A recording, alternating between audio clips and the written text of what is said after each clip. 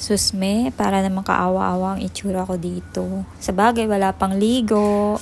Iintay ko kasi yung kapitbahay namin na nagtitinda ng merienda. Tuwing makatapos ang tanghalian dito lang malapit sa building namin. So, nag-message siya na meron daw siyang tindang biko.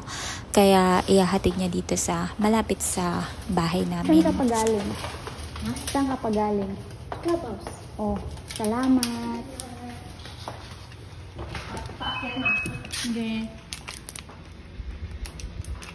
Dalawang biko yung in-order ko sa kanya kasi gustong gusto ko yung tinitinda niyang biko dahil hindi matamis, hindi rin matabang, sakto lang. Masarap siyang isabay talaga sa kape. Hindi pala ako kumain ng tanghalian ngayong araw na to kaya dalawa din yung kinuha ko sa kanya.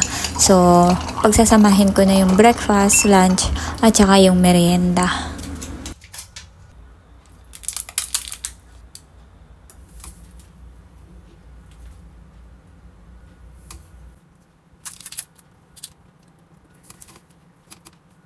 So, yun nga. So, sobrang ka-excitedan kong kumain ng biko. Bago dumating dito yung friend ko, ay nakadalawang kape na ako.